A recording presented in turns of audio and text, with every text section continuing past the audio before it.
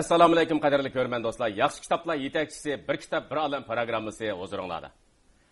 Hammamizga ma'lum, ajdodlarimiz tarixda to'xtamsudek untinsiz yashamagan.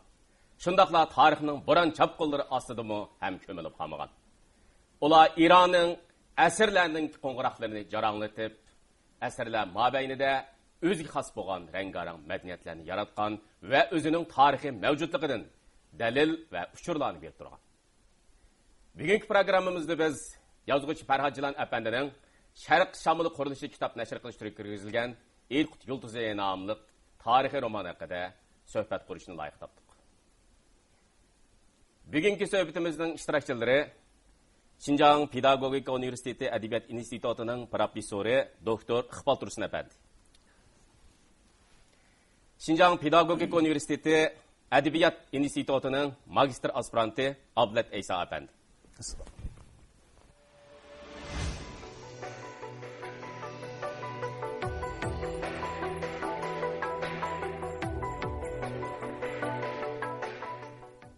Ablacan sizin so'rab baksam, siz hozir qadar qanchalik tarix romanlarini o'qigansiz? Men endi shu ajdodlarimizning saltanatlik shu davrlarga bo'lgan zo'r ishtiyoq, qiziqish bo'yicha shu ajdodlarimiz o'z qo'llari yaratgan. Mesela Mangu Taşlar yoki Qutatlığı Belek divan. Uningdan keyingi har qaysi davrlardagi shoirlarimizning divanlari qatorliq yoki Boburnoma, Tarixi Rashid qatorliqlardan saqamdi. Shu bizning yozuvchilarimizning qalamidan chiqqan jonliq personajlar bilan tasvirlangan shu davr turmushni texmo aniq va tafsili bilib beqish, ko'rib beqish nuqtasidan men hammin deyolmasam shu bizning Uyg'urlarning tarixiy temsil edilgan tarixiy romanlarimizni asosan dedik. O'qib ko'rdim desam bo'ldi. Demak, ya tarix romanlarni ham shu tarix tushtirgan chin tarixiy asarlarni asla o'qimagan ekansizda. Undaqda siz mush tarix romanlarni qanday bir xil mavqeda, qanday bir xil o'lcham va qanday bir xil qimmat qarash turib o'qiysiz? Men birinchi qildigan o'lchimim shu vaqtki tarixchilik aynan yoritilganmi yo'qmi? Yoki shuning bergan tarixiy detallarni mesele var mı yok mu? Bu birinci koyduğu ölçümü. İkincisi, endi biz eserini başına yak okuş jarayonida bizim celep kıldığını şunu unutmayın. Vakalik. Vakalikniki rivojlanishida üzükçülük mu? Yoki bo'lmasa normal emas mi? Yeni bir noktadan hem de üçüncü nokta aytganda uning tili. O personajlarning diyalogu olsun yoki bayonchi tili olsun, güzel söz ibareler bilan ifodalanganmi yo'q? Adamni başına yak celep qila olammi yo'qmi? Bundan çıkkanda kompozisiyasi, yani sujet qurilmasi, onun işletilgan har xil stilistikalik vositalar yoki badiiy san'atlardan shularning tarafdan chiqib turib ko'raman. Iqbol ma'lum meningcha bir tarix roman ijara etgan shug'ullanuvchi, tarixni bilgichi va tarixni bayon qiluvchi bo'lgan bosdan aksiyana tarixga baho beradigan, tarixni kuzatalaydigan va shundaqla tarix cho'kalaydigan va uni tadqiq qila oladigan mendaq bir mahoratga, mendaq bir saviyaga ega bo'lish kerak. Her qanday bir tarix romanınki arkasida cheksizlik so'zilgan bir tarixiy arx ko'rinish bo'ladi. Tarixiy arx ko'rinish bir tarix roman uchun aytgan chaqda bir qondur, bir jondur. Undaqda shu Elqut Yulduzi nomli shu romanni biz tarixiy arx ko'rinish nuqtasini tahlil qilsak, avtor tarixchilikqa va tarixiy reallikqa qanchalik darajada yiqilisha olgan? Tarixni azdır ko'pdir biladigan kishilarga ma'lumki, Elqut xonligi Uyg'urlarning tarixidagi bir kadar kudretlik, uzun hüküm sürgen xallıklarının birisi. Koçu xallığı, yani İdikut xallığı gerçekten ait uzun esirle hükümranlık kıygan bir xallık bolsa mı? Ama her xil sebepler tüpeyleden bu xallıknınki kurulgandan tatıp ta ahırgıcı bolgan şu tarihi dair materyallar bek köp emes. Moşundak şeraitda Farhodjon efendi hem yazgıcı hem özü bir til tadqiqatçısı. Hem bir tarixçi. Şundaqlı bir tarixçi. O ilgirki romanlarda nait astoydillik bilan tarix o'rganish pozitsiyasini yana qo'llanib, bu asarni yozishdan burunmi Elqut xalqining tarixiga munosabatlik nait keng doiralik tarixiy materiallarini, yepishtirini, uchurlarni egallagan. Buni o'zaro selishtirib, tekshirib, tadqiq qilgan. Erişken tarihi materyaller asasında tarixning aydın bo'lmagan, ya'ni g'uva tutuq bo'lgan bir bo'lik qismlarini o'zining badiiy tasavvurida muvofiq tasavvur qilib, muvofiq badiiy to'qilma bilan biriktirib, uni bir butunlikka, ya'ni jonsiz bo'lgan, butunlik ega bo'lmagan tarixni İdiqut Yulduz romanida bir butunlikka ega bo'lgan, jonliq bo'lgan tarixga aylantirib bergan. Şuna bu romanın tarihi asasını bir kadar güçlük dep aytishga bo'ladi. Abletcan, adette biz tarix roman o'qigan vaqtlarimizning o'zida shu tarixiy romanlarda suratlanayotgan personajlarninki tarixiy qiyofatlari, ularninki tarix asardagi tarixiy muhit tasvirlari, uningdan boshqa asardagi örüp adet, tarixiy örüp adetga folklorik munosabat kiriblar. Shundaqla tarixiy kayfiyatni qanday suratlaganligi bakroq diqqat qilib qoladi ekanmiz hamda. Chunki tarixiy romanlarda aks ettirilgan tarix bizning to'limi chiroqda bo'lgan tarix. Uningdan keyin bizga ham tonish, ham notanish bo'lgan bir tarixda.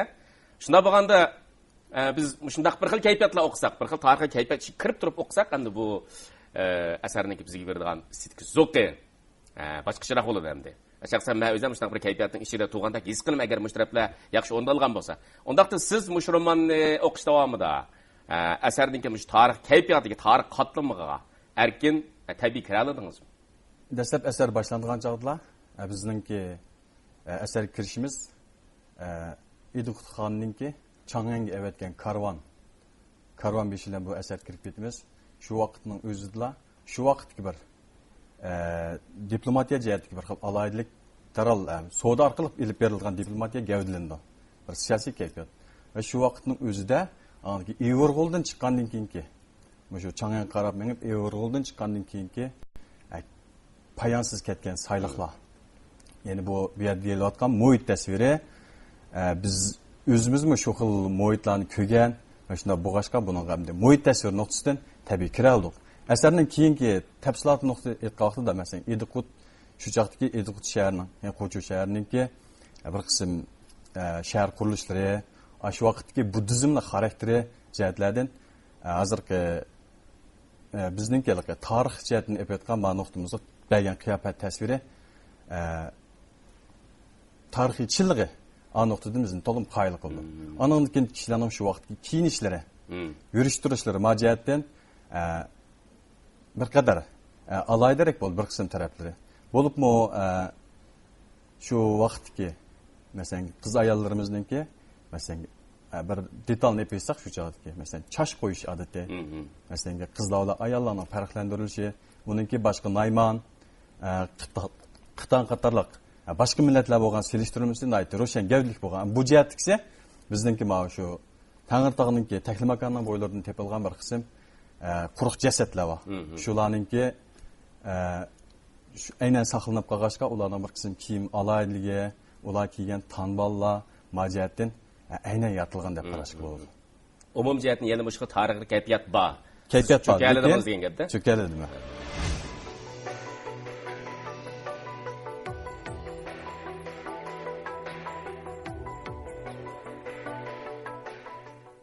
Roman o'qigandan keyin avtorninki bayon usuli mening biroz diqqatim topgan bo'ldi.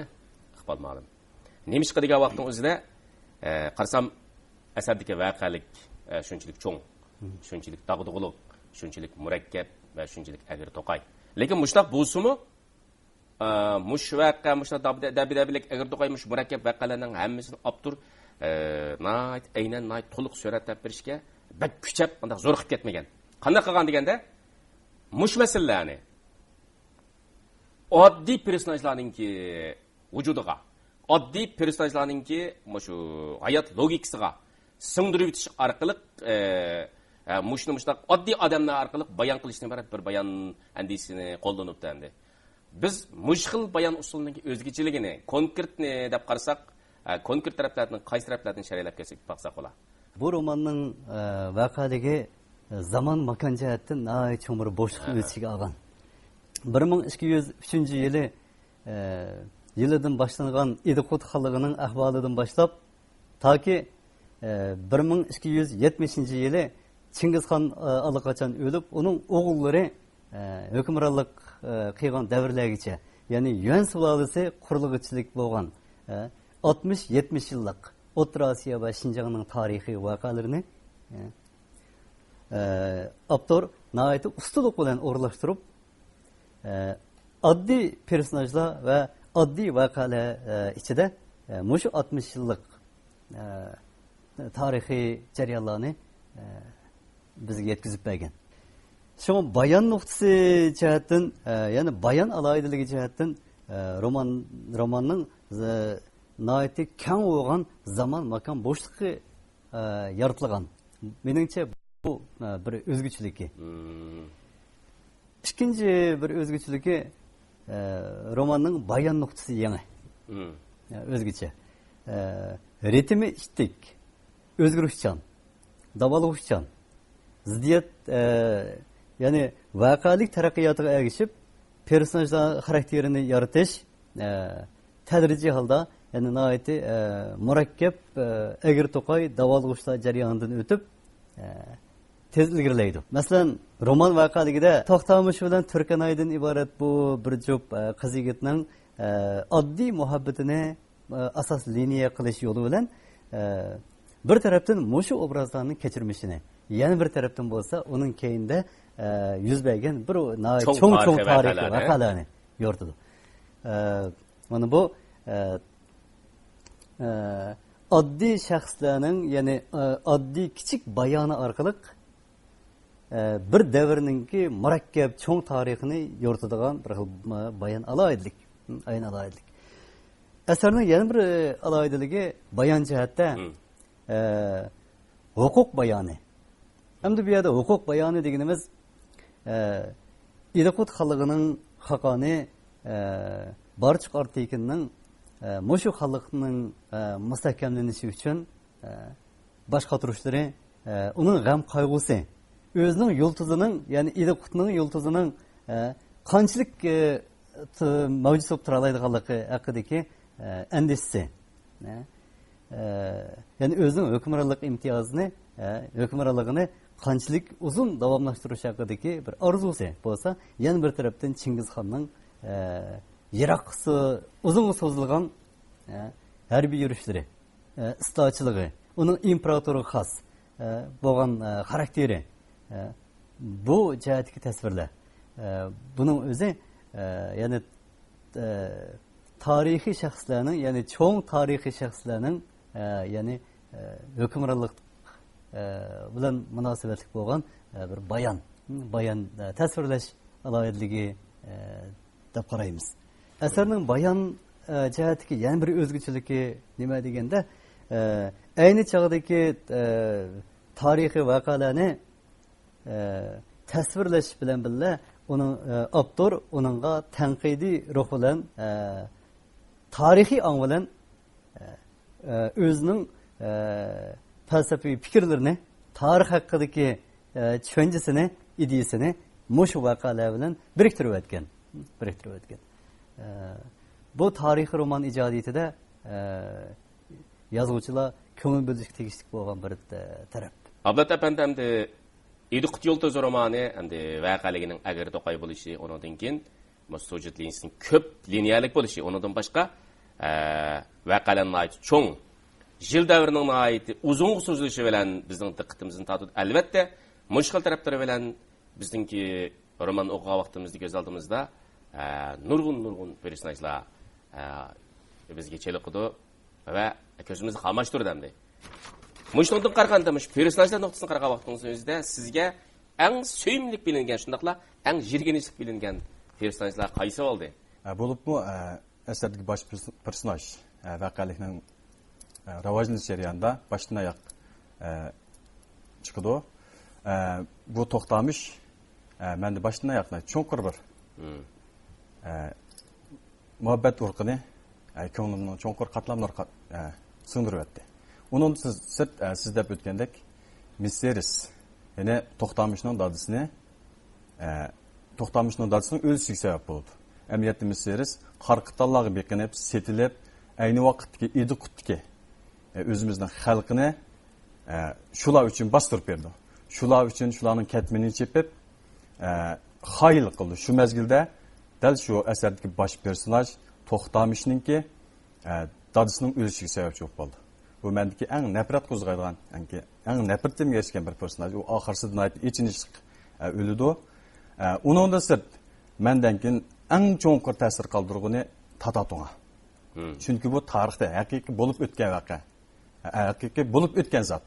Uningki shu Idiqut xondanligi uchun Mo'ng'ullar bilan Idiqutniki diplomatiya uchun rol o'ynab, eng oxirgi natijada birlashib nimeniki Barchiq Artekinniki hatto Chingizxon bilan Qudboj bo'lib Chingizxonning qizini ilishdik.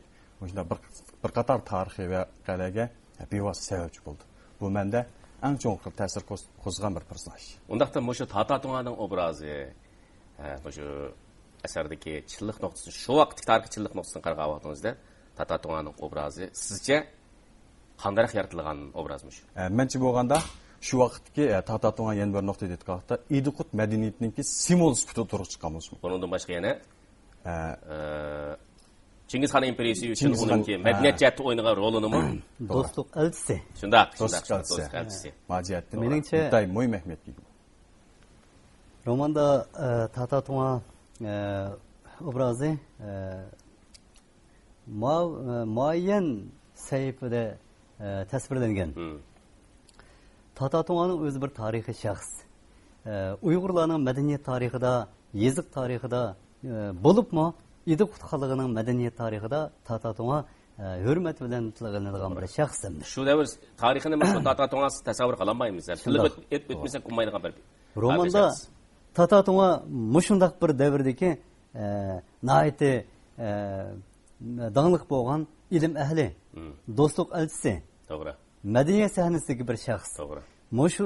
Mushundaq rolidan qaraganda romanda texnik keng sahif ajratib bu tarixiy shaxsningki ayni chog'da o'ynagan xalqlarning do'stligi, ilm ma'rifatni taraqqiy qildirish va madaniyatga asos solish, yeziq tadqiqoti jihatlarda o'ynagan rolini texnik konkretroq inchik tafsilotlar bilan tasvirlab berishga tegishli. Iqbol ma'lum shu tarix romanda shu tarixiy til masalasini qanday ishiltish bo'libmi? Personaj tilini shu tarixiy konkret zaman, makon bo'shliqni tasvirlash. Buni o abtur bayoni bilan bayonchilikni qanday birlashtirish masalasini balkim tarixiy roman ijodidan shug'ullangan yozuvchilarningki beshini og'irtadigan bir masala bo'lsa kerak. Mush nuqtadan qaraganda, mush romanda ayni davrning til xosligi va til aloyidligi qandayroq darajada joriy bo'lgan? Endi qadimki Uyg'ur yozig'ining fonetika va leksika jihatdagi aloyidligidan qaraganda u ya'ni shaharlashgan xalqning adabiylashgan bir xil tili, bir qadar go'zal, ixcham, mazmunliq. Endi fonetikalik jihatdan uning hozirgi zamon Uyg'ur tili bilan bo'lgan farqi bir qadar ro'shan. Biz shu o'xshamasliklarni shu davrning tilidagi xoslikni Qo'chu Idiqut xalqining to'pi mangutishi, O'g'iznoma, Iposi, Oltin yoriq degandek mashhur asarlardan nihoyat aniq ko'ra olamiz endi. Shu jihatdan qaragan vaqtida Idiqut yulduzi dal Uyg'urlarning shu Idiqut xalqi davridagi tilining ya'ni tilini shu davrdagi turmushni aks ettirayotgan bo'lg'achqa asarning bo'libmi personajlar obrazining tili cho'qim shu davrdagi qadimki Uyg'ur yozig'ining leksikalik va grammatikalik jumla shakllariga imkon qadar yaqinlashishi kerak edi. Shundoq bo'lgan vaqtida o'qirmanlarning bu romandagi personajlarni tushunishiga, bu romandagi voqealarning ko'rinishini, davr aloyidligini, shu davrdagi tilni tushunishga texmo yordam bo'ladi. Bu jihatdan qaraganda romanning tili bo'libmi tarixiy shaxslar, xuddi To'xtamish, Qoplonbek, Bitikchi degandek tarixiy nomlar, coğrafiylik nomlar, maxsus odam ismlari. Bu jihatlardan yozuvchi amal bor. Shu davrdagi Uyg'urlarning til odatini, til aloyidligini aks ettirishga tirishgan, tirishchilik ko'rsatgan. Ammo ma'lum darajada yetersizlikmi saqlangan. Til jihatdami? Til jihatdan ma'lum darajada cheklamalikka uchragan deyishga bo'ladi. Shuni bir misol bilan isbotlash imkoniyati bormi? Oldi bilan jumla shakllari. Asardagi jumla shakllari umuman hozirgi zamon Uyg'ur tilidagi jumlalar. Bu cümlelerin mayli bayançı tili bo'lsin, mayli personajlarning tili bo'lsin, uning cümle yani leksikalik jihatdan qaraganda bu cümle hozirgi zaman Uyg'ur tili cümlesi. Bunundan idi qutqanligi davridagi Uyg'urlarning til ishlatish odatini bilish qiyin. Bu bir taraf. Yani mushu bayançı til va personajlar tilida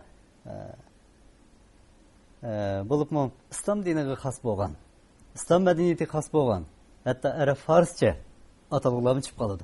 Menimcha edi qutqanligi davrida qarxonlar bilan ya'ni diniy e'tiqod jihatdan, madaniyat jihatdan o'xshash bo'lmag'achqa edi qutqanligi umuman Budda dini, mani dinini asos qilgan bir madaniyatni barliq keltirgan bir xalq. To'g'ri, bir yerlik madaniyat ta'siridagi ham. Hamda ular Paris ve Arap tillerinin tesiriga onca uçurmagan. Mesela eserde hu melullah, melun, karavul, salamdan sonra sözüm məlum boğay ki, ceset sandığı görgü çürüldü dediğin cümleler var. Bu cümle hem muşundak bazı sözler idikut hallığı devirdeki Uygurlarının bu til işletiş adetiga yani söz işletish odatiga tushmaydi deb o'ylayman. Yana bir tilg'ilishga tegishlik masala bir davrdagi xalqning tili, xalqning hikmatlarida, maqol tamsillarida, xalq qo'shoqlarida, naqshlarida nihoyat yaxshi saqlanib qoladi. Buning eng jonliq bo'lgan shakli saqlanib qoladi. Ammo romanda boshdan oxir biz Qo'chu xalqining madaniyati va adabiyot sanasida amaliyotda bu hikmatlik so'zlar, maqol tamsillar, xalq qo'shoqlari ham avtorlar ijodiyati taraqqiy qilgan. Badiiylik jihatdan xil yuqori saviyaga yetgan. Menimcha bu bir tarixiy temadagi roman bo'lg'achqa bo'libmi idiq xalqining tarixini, mushu davrning madaniyatini, realligini aks ettirishni maqsad qilayotgan roman bo'lg'achqa bu romanda mushu davrdagi xalq adabiyoti bo'lish kerak edi. Ammo biz qarasak romanda bu davrdagi Uyg'ur xalq qo'shoqlaridan yana maqol tamsillari mush davriga bir qadar xos tipik bo'lgan. Demek edebiyat sanat folklor münasebetli taraflarını demek siz. Folklor ağzaki ananlar şunun belgeleri bu romanda onunla uçuramaydı.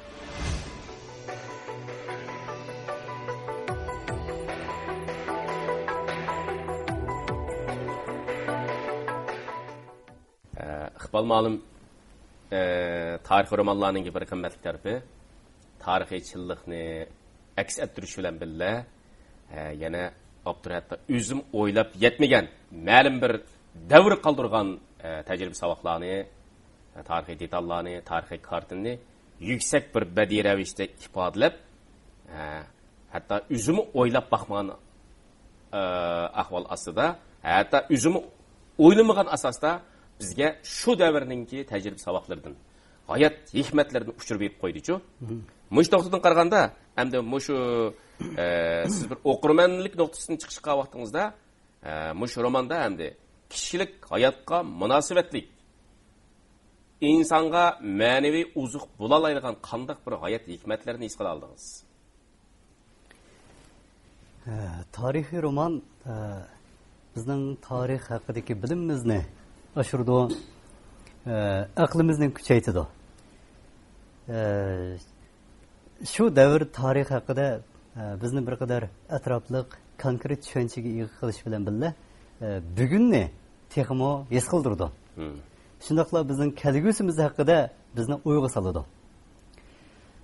Meningcha har qanday bir millat o'zining o'tmishini, tarixini tushunsa, bilalasa, tarixidagi tajriba saboqlardan ibratni his qila olsa, onundan ibrat ola olsa, shu chog'da bu millatning kelgusi mavjudligi, taraqqiyoti kapolatga ega bo'ladi, istiqboli bo'ladi. Bu millat hayotiy kuchga ega millat bo'la oladi. Mushu ma'noda elib aytganda, Ediqut yultuzi bizga Ediqut xalqining besib o'tgan mushu agar to'qay musofirlari orqali o'mlikning, ittifoqlikning, ya'ni bir xalq uchun qanchalik muhimligini, bir xalq o'zining donishmandlarini, o'zining sarkarlarini, xaqonlarini himoya qila olganda, puhralarini qo'g'daganda, o'chaqda bu elning baxt saodati uzungacha davom qila oladiganligini bizga his qildirdi. To'g'ri. Buning meningcha bu bir mushu asardagi hikmat. To'g'ri. Demak, asarda hayot haqiqatlari, ko'p taraflama hayot haqiqatlari bor. Buning ichida mening his qilganimda birisi madaniyatning bir yemirilmas kuchini olib turib berdi, bir hayot haqiqatida o'tirib qo'ygan. Shunday. Buni o'zimiz his qilib olamiz endi. Shunday. Ikkinchi birisi asardagi shu vatanparvarlik masalasi. Vatanparvarlik masalasi. Bizda vatanni qo'g'disang o'sarsan, qo'g'dimasang o'charsan degan maqol tamsili bor. Uniki tarixiy fursat masalasi. Shunday. Qatorliq masalalarni Abdur bizningki hayot haqiqatlari haqida izlanishimizga topshirgan bo'lsa kerak. Bir mayr qalamkash kunduzgi quyoshni shundaqla kechidagi oyni aynan to'liq fasohatlik obrazlik suratlab beralaydi. Uni qanday tushunish va uningga qanday baho berish o'qirmanlarning ilkilik ish. Undaqda Farhod Jilan apandi Ediqut yultuzi nomli tarixiy romanida Ediqutning quyoshini va yulduzini qanday suratlagan. Buningga qiziqsanglar, nazaringlar Ediqut yultuzi nomli tarixiy romanda bo'lsin. Qadrli ko'rman do'stlar, bugungi suhbatimiz mushada oxirlashdi. Xayr, xo'sh, salomat bo'linglar.